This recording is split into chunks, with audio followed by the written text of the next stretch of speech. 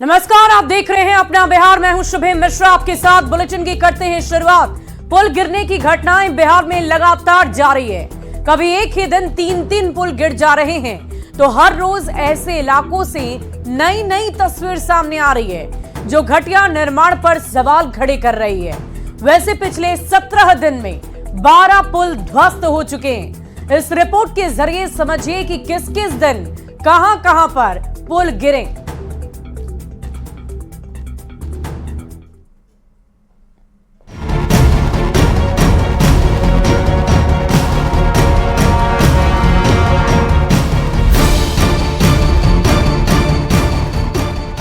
बिहार में पुल तो ऐसे गिर रहे हैं जैसे पेड़ से पके हुए आम गिर रहे हों। मौसम उमस भरी गर्मी और बरसात का है, पर बिहार में एक ही सीजन में पुल गिरने का मानो रिकॉर्ड बन चुका हो। पिछले 17 दिनों में 12 पुल ध्वस्त हो चुके हैं। नजर डालिए उन तारीख और जगहों पर जहां पुल ताश के पत्तों की तरह बिखरते दिखे। तारीख 18 जून, अररिया के बकरा नदी पर निर्माणाधीन पुल गिरा। 22 जून, सिवान के दरौंदा नहर पर बना पुल गिर गया।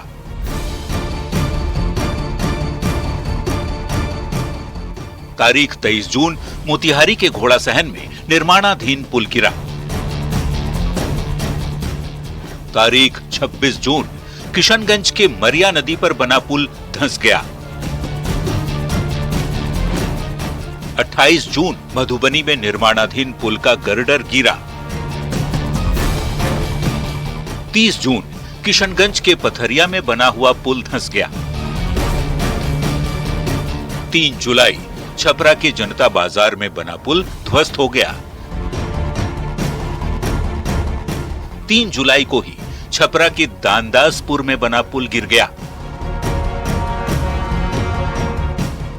3 जुलाई को सिवान के महाराजगंज में भी बना हुआ पुल गिर गया। 3 जुलाई को ही सिवान के सिकंदरापुर में बना पुल गिरा।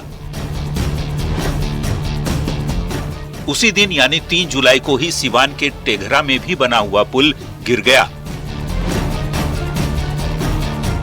जबकि अगले दिन यानी 4 जुलाई को छपरा के बनियापुर में पुल टूट गया। Bureau report, news 18।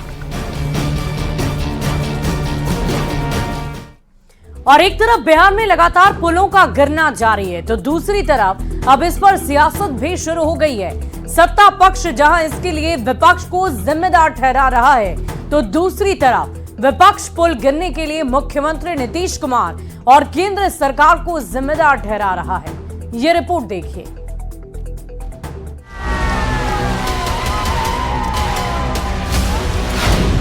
बिहार में गिर रहे पुल, सियासत फुल।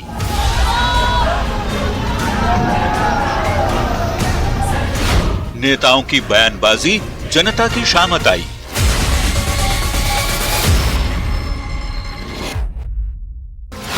पुल, पॉलिटिक्स और परेशानी। बिहार में एक के बाद एक पुल लगातार गिर रहे हैं। जनता परेशान है। कई गांवों का एक दूसरे से संपर्क टूट चुका है और इन सब के बीच बिहार के पुल पर पॉलिटिक्स फुल है। भ्रष्ट अधिकारियों और ठेकेदारों की वजह से पुल गिरे तो जनता को परेशानी हुई ही विपक्ष को बैठे बिठाए सरकार को घेरने का मौका मिल गया।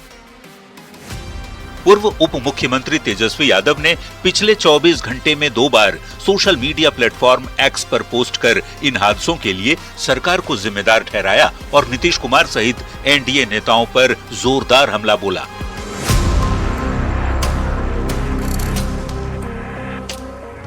बिहार में अगले साल विधानसभा का चुनाव होना है। ऐसे में आरजेडी सरकार को घेरने का कोई भी मौका नहीं छोड़ रही। यहाँ तक कि एक्टिव पॉलिटिक्स से दूर लालू प्रसाद ने भी पुल टूटने की घटनाओं को लेकर सरकार को घेरा। उन्होंने भी एक्स पर पोस्ट कर केंद्र की मोदी सरकार और मुख्यमंत्री नीतीश कुमार पर जमकर कटाक्ष किया।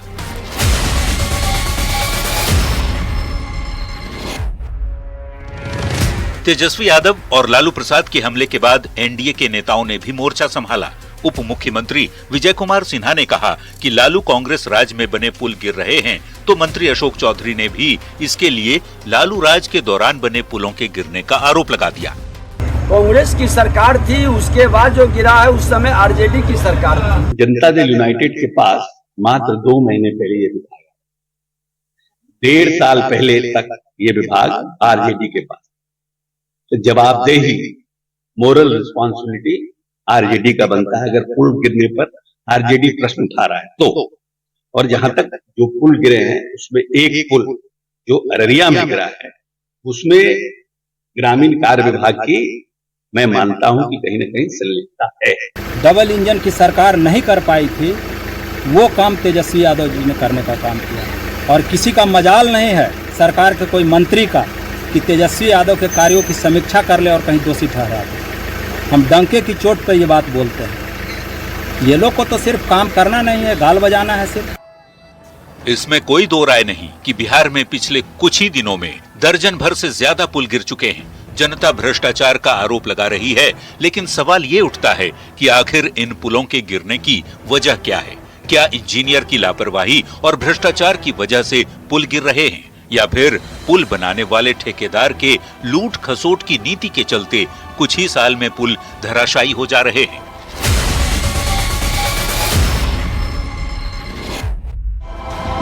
इन सवालों के जवाब तब मिलेंगे जब मामले की जांच होगी, लेकिन फिलहाल पुल गिरने की घटनाओं ने बिहार के पॉलिटिक्स को गर्म जरूर कर दिया है। ऊपर से मामला अब सुप्रीम कोर्ट तक पहुंच चुका है। ऐसे में जिस तरह से हर दिन पुल गिरने की घटनाएं सामने आ रही हैं, ऐसा लगता है इस पर सियासत अभी रंग बदलने वाली है। Bureau report, news 18।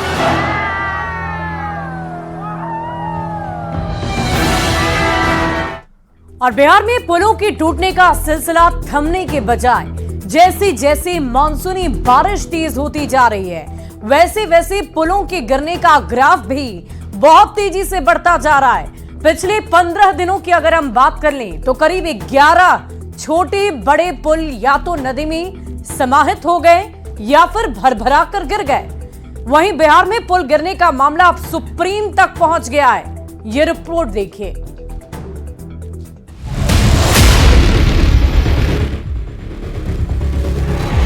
बिहार के पुलों को किसकी लगी नजर?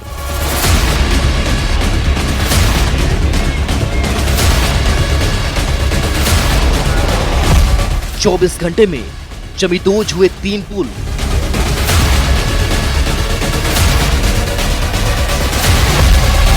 जनता पूछे सवाल, अधिकारी मालामाल।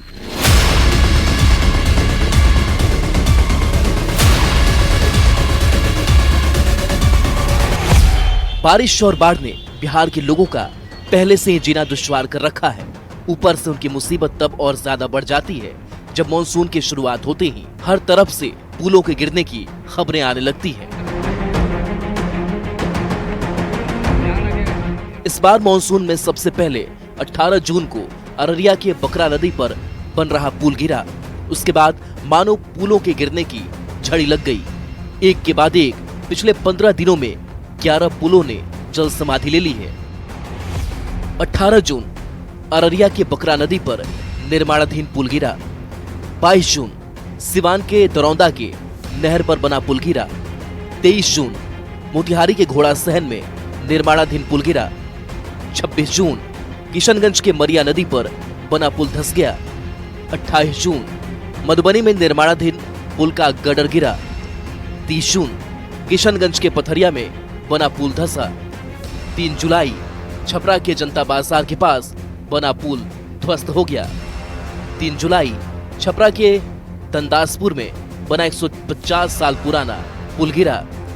3 जुलाई सिवान के महाराजगंज के बड़ाइन टोला में बना पुल गिरा। 3 जुलाई को ही सिवान के सिकंदरापुर गांव के पास बना पुल गिरा। 3 जुलाई सिवान के टेघरा में बना पुल गिरा।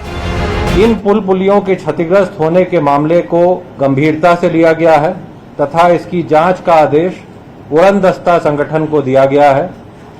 उड़नदस्ता दल स्थल पर पहुंच गई है और उनके द्वारा जांच की जा रही है। कार्यान्वयन से संबंधित दोषी अभियंताओं को चिन्हित कर एवं संवेदक के विरुद्ध कड़ी कार्रवाई की जाएगी। जून के महीने में जहां 6 पुल धराशायी हो गए, तो जुलाई का महीना तो अभी शुरू ही हुआ है और बीते 3 दिन के अंदर पुल पानी की तेज धारा में बह गए। सिर्फ छपरा में बीते 24 घंटे के अंदर 3 पुल टूट गए। पुलों को लगी किसकी नजर? छपरा के बनियापुर प्रखंड के सरिया गांव में पुल टूटा। छपरा के जनता बाजार इलाके में 2 पुल टूटकर गिर गया।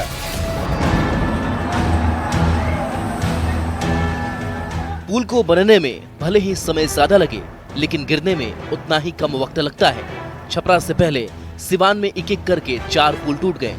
3 पुल गंडक नदी पर बने हुए थे और एक पुल नहर के ऊपर बना हुआ था, जो तेज पानी के बहाव की धारा में भरभरा कर गिर गया। इसके बगल में ब्रिटिश गवर्नमेंट का बनाया हुआ पुल है, जो आज उसी तरह है जैसे पहले था, आज उसी तरह है। ये नया पुल बना जो आज, हाँ, नया 9 दिन, पुराना 100 दिन, वो तो आपके सामने दिखाई दे रहा है। मैं बिहार सरकार से मांग करता हूँ कि इसके जितना जल्दी हो सके पुल का निर्माण किया जाए, नहीं तो लोगों को आने जाने का रास्ता बंद हो गया।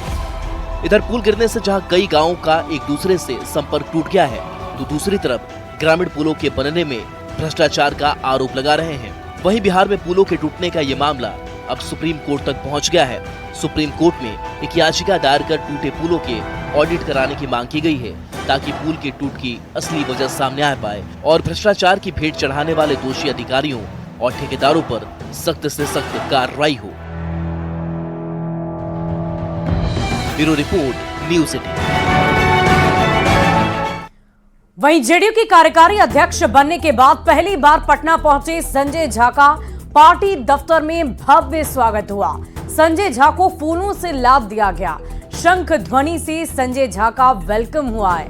कार्यकर्ताओं के बीच संजय झा ने दावा किया कि 2025 के विधानसभा चुनाव के नतीजे 2010 से भी बेहतर होंगे।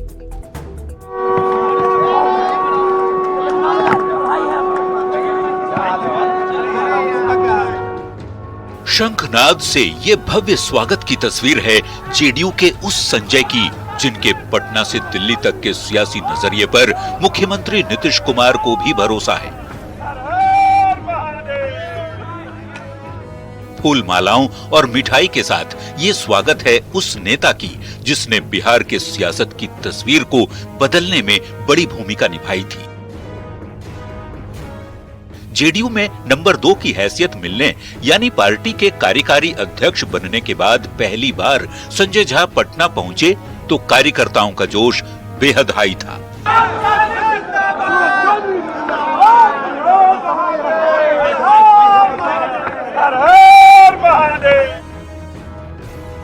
संजय झा के स्वागत में पार्टी ने पूरी ताकत झोंक दी थी।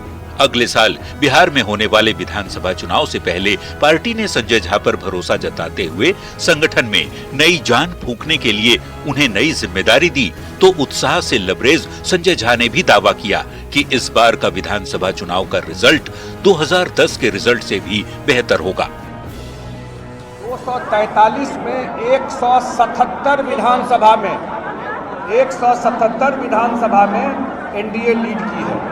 ये सिग्नल है 2025 का, और मैं जरूर ये बता देना चाहता हूँ कि 2025 में 2010 में जो रिजल्ट आया था 206, उससे बेहतर रिजल्ट नीतीश कुमार जी के नेतृत्व में विधानसभा में आएगा। जेडीयू ने संगठन में बड़ा फेरबदल करते हुए राज्यसभा सांसद संजय झा को पार्टी का कार्यकारी राष्ट्रीय अध्यक्ष बनाया है, जिसे बेहद अहम माना जा रहा है। पिछड़े, अति पिछड़े और दलितों की पार्टी माने जाने वाले जेडीयू की कमान संजय झा को देकर नीतीश कुमार ने सोशल इंजीनियरिंग का बड़ा दांव भी खेला है। पार्टी को नई ऊंचाई पर ले जाने के संजय झा के बयान ने जाहिर कर दिया है कि आने वाले समय में उनका एजेंडा क्या रहने वाला है। न्यूज़ 18 के लिए पटना से आनंद अमृतराज की रिपोर्ट।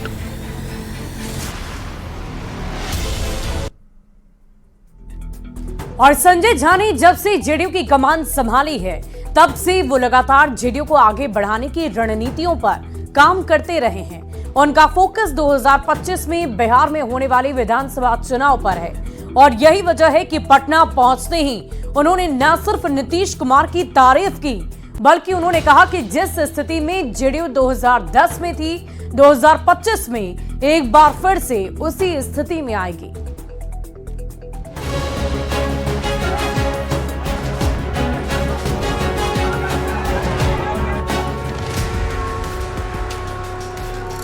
जेडीयू के राष्ट्रीय कार्यकारी अध्यक्ष बनने के बाद पहली बार पटना पहुंचे संजय झा ने जेडीयू के भविष्य और आगामी विधानसभा चुनाव को लेकर बड़ी भविष्यवाणी कर दी। उन्होंने एक बार फिर नीतीश कुमार को लेकर कह दिया कि टाइगर अभी जिंदा है।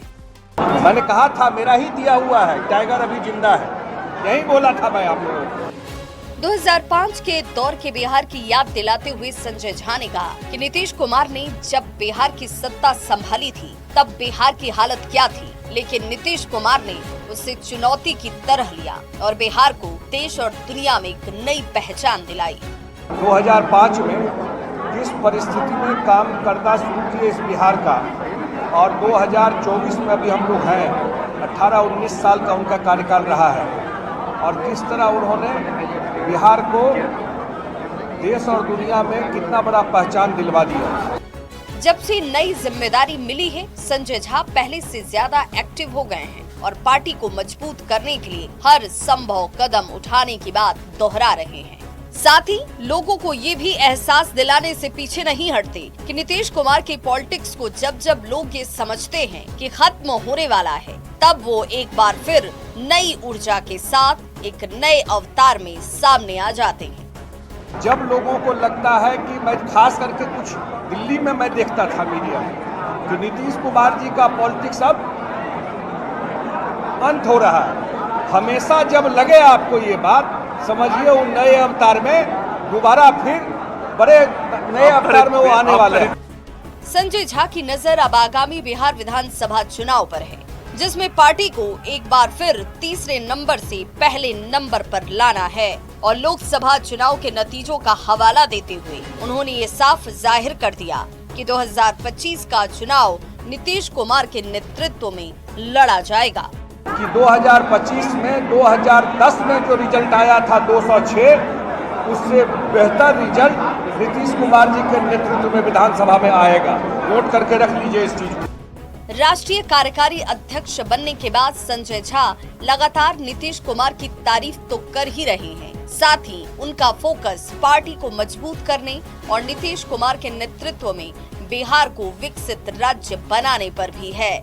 साथ ही वो इस बात को भी दोहराते हैं कि नीतीश कुमार ने जो उन्हें जिम्मेदारी दी है, वो उस पर खरा उतरने की पूरी कोशिश करेंगे। Bureau report, news 18। वहीं बिहार के शिक्षा विभाग के अपर मुख्य सचिव डॉक्टर एस सिद्धार्थ का बहुत ही अलग और अनोखा अंदाज एक बार फिर से देखने को मिला है। पटना से आरा तक आम यात्री की तरह ट्रेन में सफर कर पहुंचे, छात्रों से ट्रेन में ही फीडबैक भी लिया, पैदल चलकर स्कूलों का निरीक्षण किया, तो स्टेशन से लेकर ट्रेन में वेंडर से भी खरीदारी की है।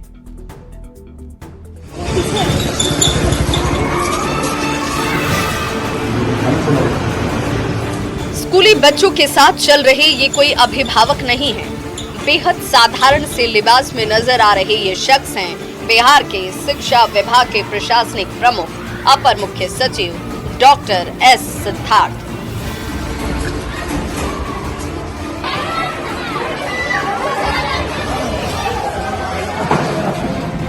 एस सिद्धार्थ पटना से करीब 2 घंटे का ट्रेन में सफर तय कर पहुंचे आरा, जहां के बिहिया के कई स्कूलों में उन्होंने पैदल चलकर ही जायजा लिया, छात्र और छात्राओं से बातचीत की, शिक्षा कैसी मिल रही है ये पूछा, विभाग का हाल जाना। एससीईआरटी बनाता ना सर, बस वो समझ के बनाता है, ऐसा नहीं बनाता है कि कुछ लोग क्या करते हैं सोचते हैं कि कितना मतलब कॉपी बना देते हैं। एसीएस सिद्धार्थ बेहद सरल जीवन जीते हैं। आए दिन लोगों से यूं ही मिलने का अंदाज इन्हें दूसरे अफसरों से अलग बनाता है। पटना से आरा तक देखिए कैसे आम यात्री की तरह सफर कर रहे हैं। रेलवे स्टेशन पर वेंडर से भी आम आदमी की तरह बात करते हैं, तो कभी ट्रेन में चाय खरीद कर पीते हैं।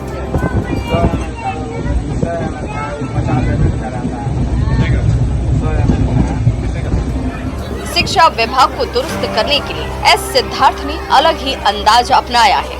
बिना किसी को सूचना दिए कभी भी स्कूल पहुंच जाते हैं, आम इंसान की तरह, बिना किसी सिक्योरिटी के। आरा के स्कूल में अनियमितता की शिकायत मिली थी, जिसके बाद एस सिद्धार्थ पहुंच गए आरा, जहां के प्रखंडों में जाकर टीचर के साथ ही स्टूडेंट से मिलकर फीडबैक लिया।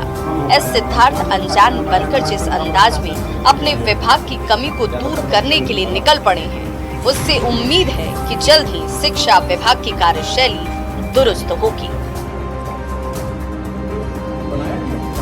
न्यूज़ 18 के लिए पटना से रजनीश कुमार की रिपोर्ट।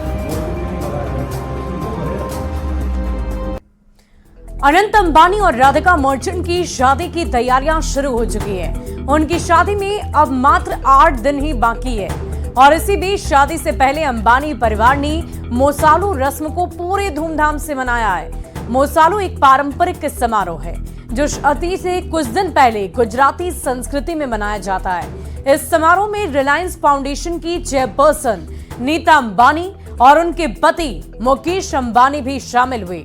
मोसालू में दूल्हे की मां का परिवार मां पूर्णिमा दलाल और उनकी बहन ममता दलाल उपहार और प्रसाद के साथ जोड़े को आशीर्वाद देने के लिए पहुंची। आपको बता दें कि अनंत और राधिका 12 जुलाई को शादी के बंधन में बंधने जा रहे हैं। ये शादी समारोह मुंबई के जियो वर्ल्ड सेंटर में होगी, जिसमें देश और दुनिया की कई नामचीन हस्तियां शामिल होंगी।